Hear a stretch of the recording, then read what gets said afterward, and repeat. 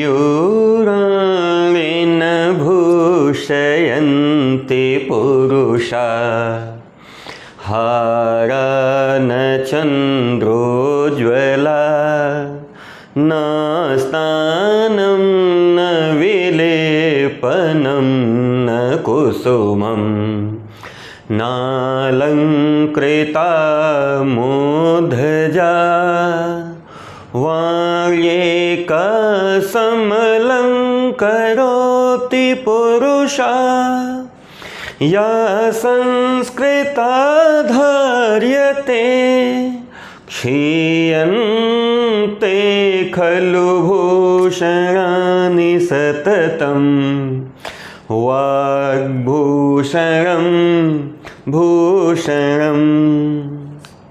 राजा भर्तृहरि कहते हैं कि वाणी के आभूषण से बड़ा कोई आभूषण नहीं होता। चाहे पूरे शरीर पे कितने भी आप आभूषण लाद लीजिए, स्नान कर लीजिए, विलेपन कर लीजिए, लेकिन यह आपके जीवन की वास्तविक सुंदरता नहीं है। आपके जीवन की जो वास्तविक सुंदरता है वो आपके वाणी से झलकती है, आपकी वाणी में कितनी मधुरता है। यही कारण है कि हम लोग संस्कृत का अध्ययन करते हैं। कहते हैं हमारे उपनिषद, भाषा सुमुख्या मधुरा दिव्या गिरवाण भारती। अभी मिलेगा आपको, इसी पाठ में अंत में मिल जाएगा। भाषा सुमुख्या मधुरा दिव्या गिरवाण भारती तस्यादि मधुरम काव्यम और तस्मादपि सुभाषितम। भाषाओं में जो मुख्य है, जो मधुर है, जो दिव्य है, वह हमारी संस्कृत है, गिरवाण भारती। और उसमें भी मधुर क्या है? उसमें भी मधुर काव्य है, और काव्य में भी अगर कोई चीज़ मधुर है तो वह है सुभाषित यानी सुंदर वाणी। और सुंदर वाणी यानी सुभाषित जितना हमारे यहाँ संस्कृत में है शायद उतनी कहीं नहीं मिलेगी। आइए शुरू करते हैं। आज का हमारा टॉपिक है कक्षा 12वीं में जो बच्चे हैं, चाहे वो सामान्य हिंदी से हो चाहे वो साहित्यिक हिंदी से हो, सबके लिए है अनिवार्य संस्कृत का दूसरा पाठ। जी हाँ दोस्तों, अनिवार्य संस्कृत का दूसरा पाठ, संस्कृत भाषा या महत्वम यानी संस्कृत भाषा का महत्व, इसकी व्याख्या आज हम लोग करने वाले हैं। इस चैप्टर को पूरी तरह से एक एक शब्दों के साथ समझने वाले हैं। तो हमारे सेशन में मैं रविकांत मंत्र पाठी जनपद देवरिया अपने इस यूट्यूब फैमिली रविकांत मंत्र पाठी की तरफ से आप सभी का हार्दिक स्वागत करता हूँ, अभिनंदन करता हूँ, वंदन करता हूँ। जितने भी सम्मानीय अभिभावकगण जुड़े हुए हैं, जितने भी सम्मानीय प्रधानाचार्यगण जुड़े हुए हैं, सभी के प्रति आदर व्यक्त करता हूँ, सम्मानित शिक्षकों के प्रति भी, और जितने भी प्यारे प्यारे बच्चे जुड़ते हैं आप सभी को बहुत सारा आशीर्वाद प्रेषित करता हूं, बहुत सारा स्नेह। आइए हम लोग अपने टॉपिक को थोड़ा सा सीरियसली लेकर चलेंगे। एक बार फिर से, अगर अभी तक हमारे चैनल रविकांत मंत्र पाठी को आपने सब्सक्राइब नहीं किया है तो please it's a humble request from my side कि प्लीज आप लोग चैनल को सब्सक्राइब कर लीजिए, बेल आइकन ऑन कर लीजिएगा, ताकि जब कोई नया वीडियो अपलोड हो तो इसका नोटिफिकेशन आपके पास पहुंच जाया करे। हाँ, लास्ट ऑप्शन ये है कि अगर आपको हमारा वीडियो अच्छा लगा होगा तो लाइक करिएगा, और यदि आपको लगता है कि नहीं बाकी लोगों का भी फायदा हो सकता है तो इस वीडियो को आप औरों के साथ शेयर कर सकते हैं। इसके लिए आप पूरी तरह से फ्री हैं। Basically as a family member, as a mentor, आपका ये रविकांत मंत्र पाठी हमेशा आपके साथ है।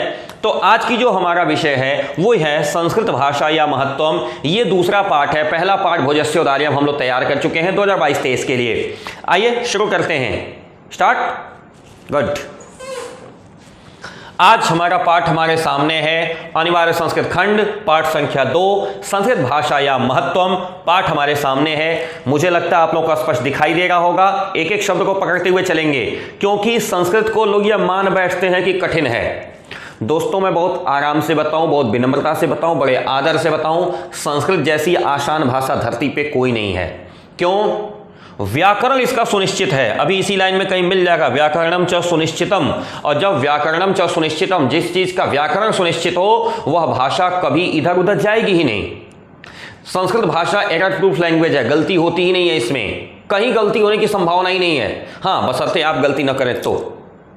जो लिखते हैं वही पढ़ते हैं, जो पढ़ते हैं वही बोलते हैं, और ऐसा विश्व की दूसरी किसी भाषा में नहीं है। लिखेंगे कुछ और, पढ़ेंगे कुछ और, बोलेंगे कुछ और। ओके, कहती है हमारी पुस्तक आज के इस पाठ में, धन्योऽयम्, धन्य है यह धन्यो अयम, धन्य है यह, धन्यो अयम, बीच में पूर्व रूप लगा हुआ है, धन्यः अयम, धन्य है यह, धन्यो अयम। भारत देशः, भारत देश, यह भारत देश धन्य है, धन्यः अयम भारत देशः, यह भारत देश धन्य है। यत्र, जहां पर, सम उल्लसति, समुल्लसति, समुल्लसति, समुल्लसति का मतलब उल्लासपूर्वक, आनंदपूर्वक, उल्लास का मतलब होता है आनंद, समुल्लसति आनंद को प्राप्त करती है। जनमानस पावनी, जन का मतलब होता है व्यक्ति, मानस का मतलब होता है मस्तिष्क, पावनी पावन करने वाली, स्त्रीलिंग में गया है पावनी, कहा लोगों के मस्तिष्क को प्रसन्न करने वाली। भव्य भाव उद्भाविनी, भव्य का मतलब होता है विशाल, भाव का मतलब होता है इमोशंस, आंतरिक भावनाएं, उद्भाविनी उसको बाहर निकालने वाली, यानी हमारे हृदय में क्या चल रहा है इसको बताने वाली। अभी कल मैं एक अपने आदरणीय अभिभावक के पास बैठा था, तो वहां पे एक शिक्षक आए थे इंटरव्यू के लिए, तो उन्होंने उनसे एक प्रश्न पूछा कि भाषा की परिभाषा क्या है। तो देखिए भाषा की परिभाषा उन्होंने क्या बताया, क्या सुना, उस पर मैं चर्चा नहीं करना चाहता। मैं चर्चा इस पर करना चाहता हूं कि जो हमारे आंतरिक विचारों को प्रकट करके सामने वाले को अनुभूत करा दे वह भाषा है। विचारों के प्रकटीकरण का माध्यम ही तो भाषा है ना।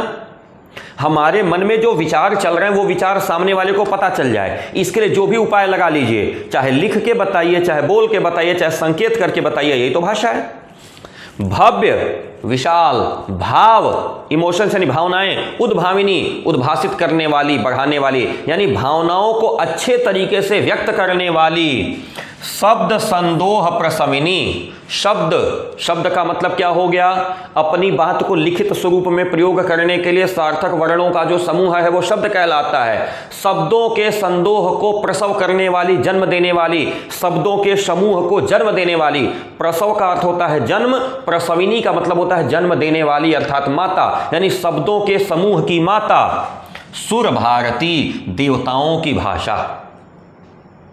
वाक्य को समझिए पूरा कि यह भारत देश धन्य है जहां पर देवताओं की भाषा आनंद पूर्वक, उल्लास पूर्वक रहती है, जो कि लोगों के मस्तिष्क को पवित्र करने वाली है, लोगों के भावों को दिव्यता के साथ, भव्यता के साथ प्रकट करने वाली है और शब्दों के समूह को जन्म देने वाली है। यह भारत देश धन्य है जहां पर लोगों के मन को पवित्र करने वाली, उनके भावों को विशालता के साथ स्पष्ट करने वाली, शब्दों के समूह को जन्म देने वाली देवताओं की भाषा संस्कृत समुल्लसति, उल्लास को प्राप्त होती है, आनंद को प्राप्त होती है। समझ में आया? दिक्कत होगी तो कमेंट बॉक्स मौजूद है, इसी कमेंट बॉक्स में दीजिए। मैं रविकांत मैथ्स पार्टी स्वागत करता हूं आपका। इसके अलावा एक उपाय और बता दूंगा संस्कृत वालों के लिए, बहुत आसान उपाय, सब कुछ एकदम फर्स्ट क्लास मिल जाएगा आपको। पढ़ लेते हैं फिर बताते हैं। विद्यमानेषु निखिलेषु अपि, विद्यमान है निखिलेषु संसार में जितने भी, चूंकि निखिलेषु के साथ लगा है तो विद्यमानेषु में भी सप्तमी लगा दी गई है। कहा इस पूरे संसार में जितने विद्यमान हैं, विद्यमानेषु निखिलेषु अपि, इस पूरे संसार में, निखिल मतलब होता है संपूर्ण, इस संपूर्ण संसार में जितने विद्वान हैं, विद्यमान हैं, क्षमा चाहूंगा विद्वान नहीं, विद्यमान जितने उपलब्ध हैं, विद्यमान मतलब उपलब्ध हैं, क्या, वांग्मय, वांग्मयेषु, वांग्मयों में, वांग्मय का मतलब होता है संस्कृत के ग्रंथ, संस्कृत के जितने भी ग्रंथ इस विश्व में विद्यमान हैं, यानी संस्कृत के जितने भी ग्रंथ इस पृथ्वी पर उपलब्ध हैं। विद्यमानेषु निखिलेषु अपि वांग्मयेषु, इस संपूर्ण पृथ्वी पर जितने वांग्मय उपलब्ध हैं उन सभी में विद्यमान है, जितने भी, यानी जितने भी वांग्मय इस संसार में विद्यमान है, अर्थात इस पूरे संसार में जितने भी ग्रंथ हैं उन सभी में अस्याह वांग्मयम, इसका वांग्मय, अस्याह आया है सर्वनाम संस्कृत के लिए, यानी संस्कृत के जो ग्रंथ हैं, संस्कृतया, अस्याह किसके लिए आया है, संस्कृत के लिए, संस्कृत के जो वांग्मय हैं यानी संस्कृत के जो ग्रंथ हैं वो सर्वश्रेष्ठम, सर्वश्रेष्ठ हैं, सुसंपन्नम च वर्तते, और अत्यंत संपन्न है। इस पूरे संसार में जितने भी वाङ्मय विद्यमान हैं, इस संसार में जितने भी ग्रंथ हैं, उन सभी ग्रंथों में इसके ग्रंथ यानी संस्कृत के ग्रंथ सर्वश्रेष्ठ भी हैं, सुसंपन्न भी हैं। वर्तते मतलब है। इयमेव भाषा, यही एक भाषा। इयमेव कौन सी भाषा? संस्कृत भाषा। इयमेव भाषा संस्कृत नामना अपि, संस्कृत के नाम से ही लोके संसार में प्रथिता अस्ति, स्थापित है। यही भाषा संस्कृत के नाम से संसार में स्थापित है। गुड। यही भाषा संस्कृत के नाम से संसार में प्रथिता स्थापित है। अस्माकम हमारा, अस्माकम हमारा, रामायण महाभारत च ऐतिहासिक ग्रंथाः। मैं संधि को तोड़ के पढ़ रहा हूं। संधि को तोड़ के इसलिए पढ़ रहा हूं ताकि आपको समझ में आ जाए कि दरअसल ये शब्द कौन सा है। रामायण महाभारत च ऐतिहासिक ग्रंथाः। हमारे रामायण महाभारत, अब यहां च बाद में आया तो संस्कृत में च आता है और के लिए बाद में प्रयोग होता है। तो हमारे रामायण और महाभारत ऐतिहासिक ग्रंथाः, ऐतिहासिक ग्रंथ जो हैं। अब इक प्रत्यय क्या करता है? प्रथम वर्ण की वृद्धि कर देता है। इतिहास में इक लगेगा तो ऐतिहासिक बनेगा। ठीक, तो क्या हुआ? ऐतिहासिक ग्रंथाः यानी रामायण महाभारत प्रकार के जो ऐतिहासिक ग्रंथ हैं। चत्वारो वेदाः, जो चार वेद हैं। चत्वारो चार वेद, सर्वा उपनिषदः, जितने उपनिषद हैं सभी उपनिषद, अष्टादश पुराणानि, 18 पुराण। क्या क्या? रामायण और महाभारत आदि ऐतिहासिक ग्रंथ, चारों वेद, सभी उपनिषद और 18 पुराण। अन्यानि च, और भी बहुत सारे, अन्यानि च और भी बहुत सारे। महाकाव्य नाट्यादीनि, महाकाव्य और नाटक। महाकाव्य नाट्यादीनि, महाकाव्य और नाटक। अस्यामेव इसी, अस्यामेव इसी भाषायाम, भाषा में लिखितानि, लिखे गए, संति हैं। संस्कृत की विशेषता देखिए, हमारे रामायण और महाभारत प्रकार के ऐतिहासिक ग्रंथ, चारों वेद, सभी उपनिषद, 18 पुराण और भी महाकाव्य और नाटक आदि इसी भाषा में लिखे गए हैं। इयमेव भाषा, यही भाषा। इयमेव भाषा मतलब यही भाषा। सर्वासाम आर्य भाषाणाम, संधि तोड़ दीजिए। सर्वासाम आर्य भाषाणाम, सभी आर्य भाषाओं में। सर्वासाम आर्य भाषाणाम, सभी आर्य भाषाएं, जितनी श्रेष्ठ भाषाएं हैं, आर्य का तात्पर्य होता है श्रेष्ठ, जितनी श्रेष्ठ भाषाएं हैं उनकी जननी इति मन्यते, माता ऐसी मानी जाती है। जननी का मतलब होता है माता। यही भाषा, सभी आर्य भाषाएं, जितनी श्रेष्ठ भाषाएं हैं उन सभी की माता मानी जाती है। किसके द्वारा? भाषा तत्वविद भी, जो भाषा तत्व के विद्वान हैं उनके द्वारा। भाषा तत्वविद भी, जो भाषा और तत्व के जानकार हैं, जो बड़े बड़े जो व्याकरणाचार्य हैं, बड़े बड़े जो साहित्याचार्य हैं, बड़े बड़े जो ऋषि मुनि हुए हैं, उनके द्वारा यही भाषा सभी श्रेष्ठ भाषाओं की माता मानी जाती है। संस्कृतस्य गौरवम, संस्कृत का गौरव। संस्कृतस्य गौरवम, संस्कृत का गौरव क्या है भाई? बहुविध ज्ञानाश्रयत्वम, बहुविध, बहुत प्रकार के ज्ञान के आश्रय का तत्व है।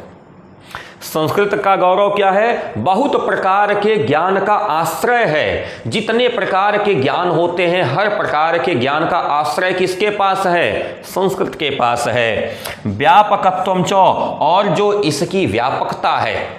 संस्कृत भाषा का गौरव क्या है? इसका बहुत सारी विधाओं का आश्रय होना, बहुविध ज्ञान आश्रय, बहुत सारी विधाओं के ज्ञान का आश्रय होना, और इसकी व्यापकता। न कस्यापि दृष्टि विषय है, ऐसा नहीं है कि कोई देख करके छोड़ दे।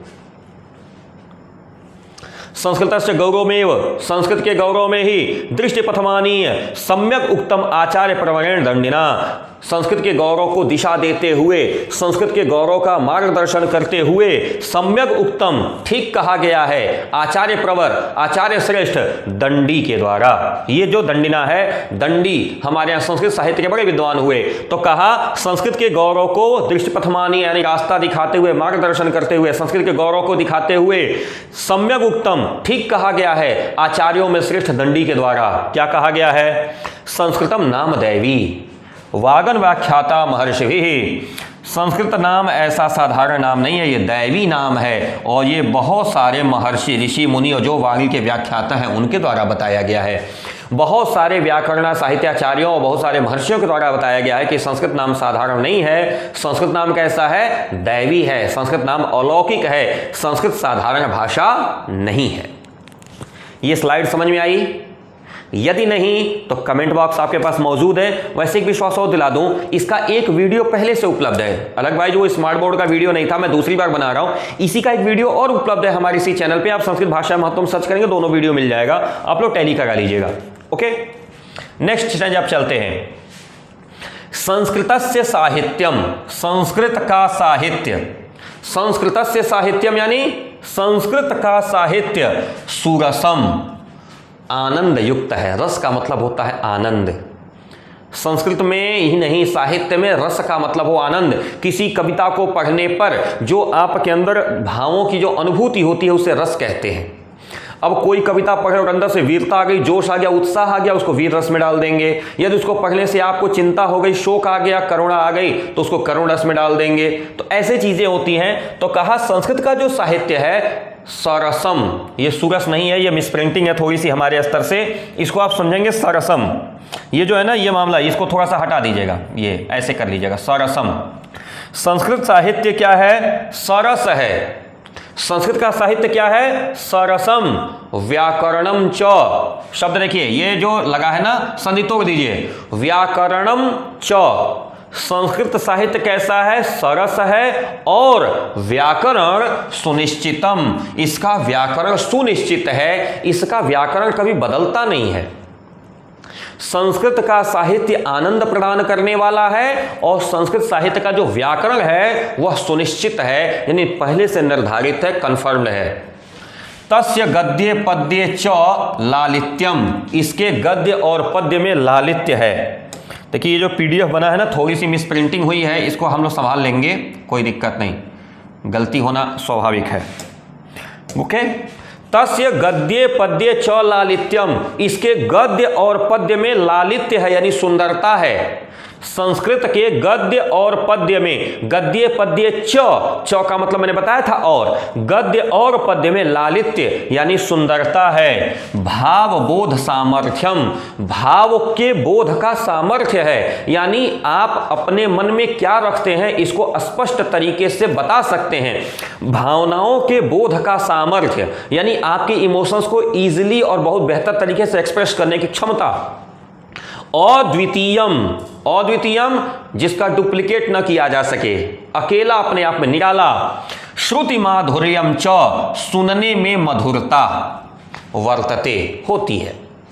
संस्कृत के साहित्य की विशेषता क्या है कि संस्कृत साहित्य के गद्य में भी पद्य में भी सुंदरता होती है, इसके अंदर भावबोध का सामर्थ्य होता है और श्रुति माधुर्य तो अद्वितीय होता है, सुनने में मधुरता होती है। अभी आप लोगों ने देखा, मैं जब आज की क्लास में आया तो मैंने शुरुआत में क्या कहा, एक मैं शार्दूल विक्रीडित छंद पढ़ रहा था। अभी इसके पहले वाले जो चैप्टर था, कौन सा चैप्टर था? भोजस्योदार्यम, उसमें हम लोगों ने शिखरणी छंद पढ़ा। इसके अलावा हम लोगों ने उसमें भी शार्दूल विक्रीडित एक छंद पढ़ा था, अर्धम दानो वैरणा गिरिजापि अर्धम शिवस्याहृतम देवेत्थम जगदी तले पुरहरा भावे समुन्मीलति गंगा सागर अंबरम शशिकला नागाधिपक क्षमातलम सर्वज्ञत्वधीश्वरत्वमगमत माम तो भिक्षाटनम, यही था ना, ये शार्दूल विक्रीडित था। इसके अलावा शिखरणी था, अये लाजानुच्चै पथे वचनम आकर्ण्य गृहिणी शिशौ कर्णौ यत्नासोपितवती दीनवदना, हाँ, मई क्षीणोपाय कृतम दृशा वस्त्रु बहले तदंतर शल्य में पुनरुद्धोर्तिमुचितः, ये शिखरणी था। पढ़ने में कितना मजा आता था। अभी जितना स्ट्रेट फॉरवर्ड मैंने पढ़ दिया, क्या ऐसे ही पढ़ा था? नहीं, सुंदरता के साथ। तो कहा इसके गद्य और पद्य में लालित्य है और द्वितीय श्रुति माधुर्यम, सुनने में मधुरता। संस्कृत के जब श्लोक चलते हैं ना तो सुनने में ही बड़ा आनंद आता है। कहा अद्वितीयम श्रुति माधुर्यम च वर्तते। आगे कहा किम बहुना, ज्यादा क्या कहूं, किम बहुना, क्या ज्यादा कहें, चरित्र निर्माणार्थम, चरित्र के निर्माण के लिए, चरित्र के निर्माण के लिए यादृशी, चरित्र निर्माणार्थम यादृशी सत प्रेरणा, जिस प्रकार की सत प्रेरणा, अच्छी प्रेरणा संस्कृत वाङ्मयम ददाति, संस्कृत के ग्रंथ देते हैं, नौ तादृशी, नौ तादृशी, देखिए फिर ने लिखा हुआ ना, नौ तादृशी, नौ तादृशी किंचित अन्यत, वैसा कहीं अन्य नहीं मिलेगा।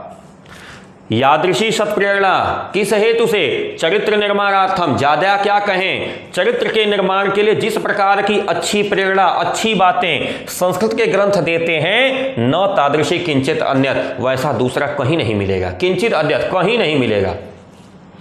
मूलभूतानाम, मूलभूत मानवीय गुणानाम, मानव के जो गुण हैं, मूलभूत मानव के गुण क्या हैं, धैर्य है, क्षमा है, लोभ नहीं करना, चोरी नहीं करना, ये सब क्या है, ये मूलभूत गुण है मानव के, जिससे मानव की पहचान बनती है।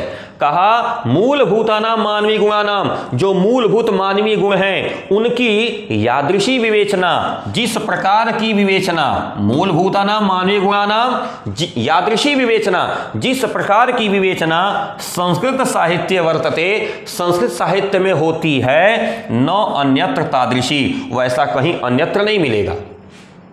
मानव के मूलभूत गुणों की विवेचना जिस प्रकार की संस्कृत साहित्य में मिलती है, वैसी कहीं अन्यत्र नहीं मिलेगी।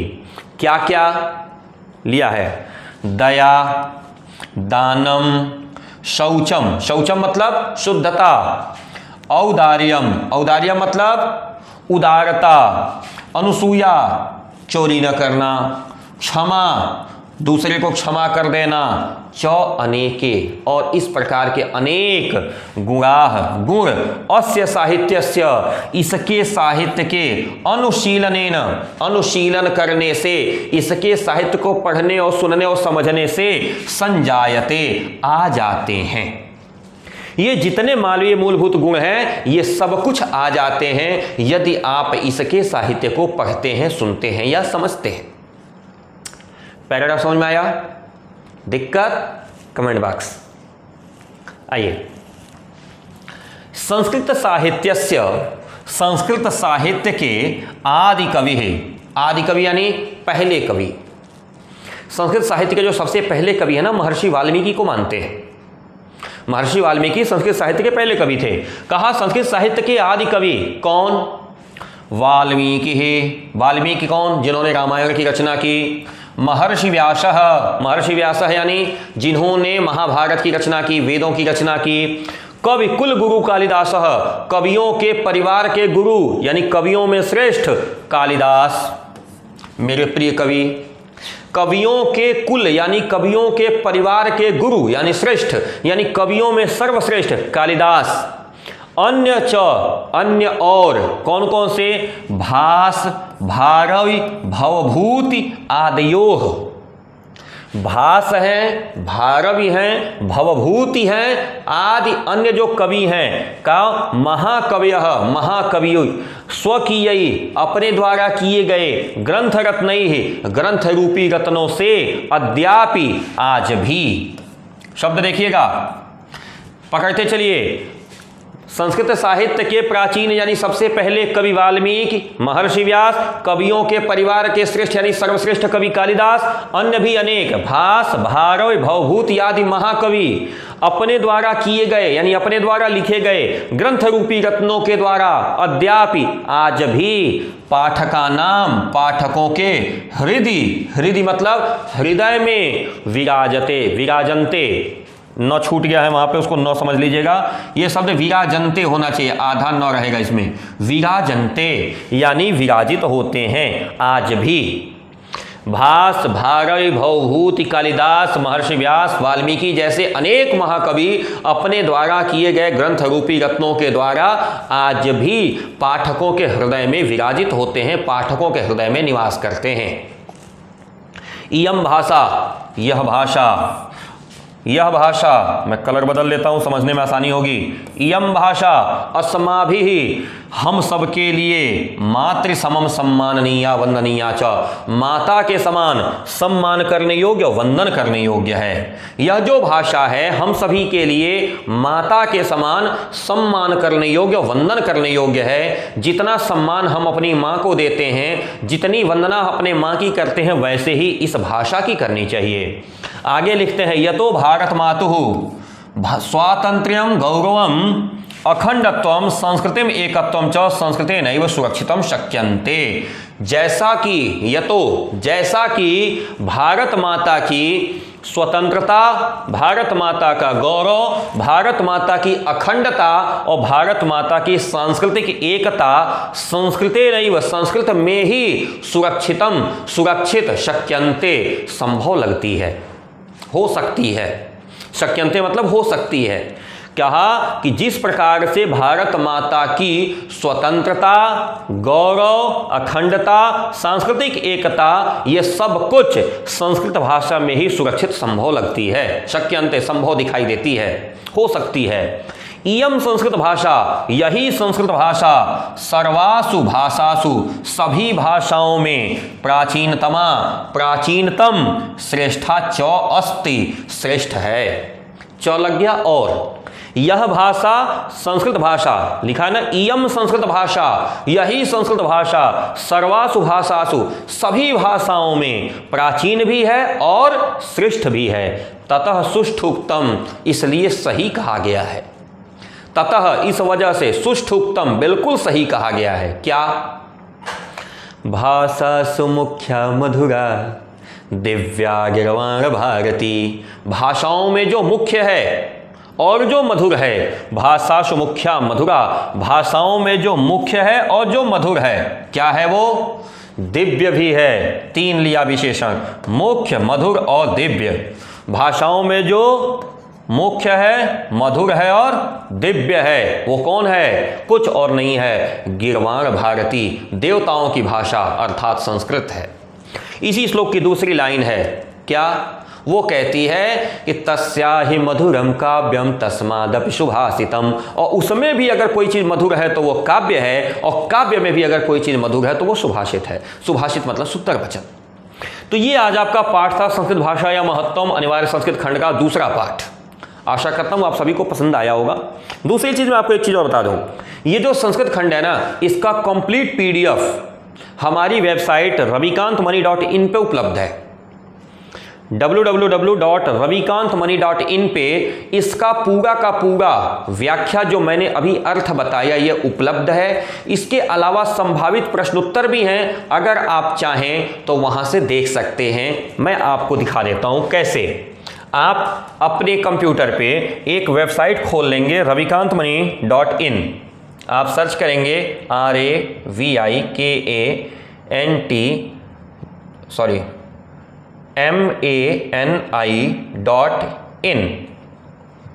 जैसे ही ravikantmoney.in आप सर्च करेंगे तो ये वेबसाइट आपके सामने कुछ ऐसे दिखाई देगी।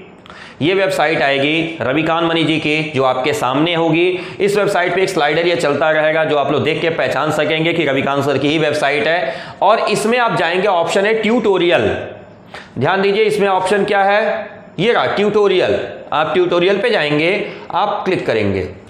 जैसे ही ट्यूटोरियल पे क्लिक करेंगे, देखिए विषय खुलेगा। ये पद्यखंड में भी तैयार कर रहा हूं, संस्कृत तैयार है। आप जाएंगे, संस्कृत पे क्लिक करेंगे, इसमें सारे पाठ आपको मिलेंगे।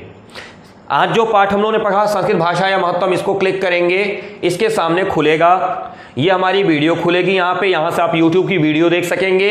इसके ठीक नीचे देखिए लिखा है गद्यांशों एवं श्लोकों का संदर्भ सहित हिंदी में अनुवाद, आप यहाँ से देख सकते हैं। धन्योयम भारत देश यत समुल्लसति जनमानस पावनी, जो मैंने पढ़ाया, इसका शब्दार्थ, इसका संदर्भ, क्योंकि 2 नंबर में संदर्भ पूछा जाता है, और इसका अनुवाद जो मैंने आज बताया, ये सारी चीजें पूरा का पूरा इस पे उपलब्ध है। ये तीनों के तीनों पैराग्राफ, और इसके बाद संभावित प्रश्न उत्तर भी इस पर मैंने दे रखा है। ये सारे प्रश्न उत्तर आपके लिए हैं, आप यहां से प्राप्त कर सकते हैं। तो संस्कृत के लिए अगर आप चाहेंगे तो संस्कृत के लिए पूरा मिल जाएगा। पाठ 2 है, प्रीवियस करेंगे, पहला पार्ट भोजस्योदार्यम मिलेगा, इसका भी पूरा डिटेल आपका उपलब्ध है, देखिए, ठीक है। सारी चीज़ें आपको एज इट इज मिलेंगी। आप नेक्स्ट करेंगे, आपको मिला संस्कृत भाषा या महत्वम, फिर नेक्स्ट करेंगे, तीसरा पार्ट भी आपको मिलेगा ऋतुवर्णनम, और ऐसे तमाम सारे पार्ट आपको मिलते चले जाएंगे। ये सारी की सारी चीज़ें आपकी हमारे वेबसाइट पर रेडी हैं। तो आशा करता हूं कि आपको ये बेहतर समझ में आएगा। फिर भी यदि किसी तरह की कोई दिक्कत होती है तो आप हमको कमेंट बॉक्स में दे सकते हैं। ये पीछे मेरी वेबसाइट खुली हुई है ravikantmoney.in, आप यहाँ पे जा सकते हैं। एक बार फिर से आप देख लीजिएगा, जो हमारी वेबसाइट है वो है ravikantmoney.in। मैं इसको जूम कर देता हूं, आप इसको देख सकते हैं। ravikantmoney.in इस वेबसाइट पे संस्कृत का पूरा कंटेंट अवेलेबल है। हमारा YouTube चैनल जिसको आप बहुत सारा प्यार करते हैं, मैं आग्रह करूंगा कि अगर अभी तक आपने इसे सब्सक्राइब नहीं किया है तो प्लीज सब्सक्राइब कर लीजिएगा, बेल आइकन ऑन कर लीजिएगा। और दूसरी बात, बहुत जल्दी जो लोग इस वीडियो को देख रहे हैं, हम लोग लाइव भी आने वाले हैं शाम को। और ये हमारा टेलीग्राम चैनल है रविकांत मणि त्रिपाठी, जिस पर हम अपना जरूरी PDF भी डाल दिया करते हैं ताकि आप लोग को मिल जाया करें। ओके, तो आशा करता हूं आपको अच्छे से समझ में आया होगा। फिर भी कोई दिक्कत कमेंट बॉक्स में दीजिए, मिलते हैं। अच्छा, नंबर भी मेरा नीचे स्लाइडर पे चल रहा है, अगर विशेष जरूरत पड़ती है तो आप हमें व्हाट्सअप भी कर सकते हैं, मैं उसका जवाब देने का भी प्रयास करूंगा। तो आइए, सभी सम्मानित शिक्षकगण, अभिभावकगण, प्रधानाचार्यगण का विशेष अभिवादन करता हूं, आदर व्यक्त करता हूं। प्यारे प्यारे बच्चों को बहुत सारा स्नेह प्रदर्शित करता हूं और जल्दी ही मिलने के वादे के साथ मैं रविकांत मणि त्रिपाठी, जनपद देवरिया, उत्तर प्रदेश से। नमस्कार, सत श्री अकाल, जय हिंद।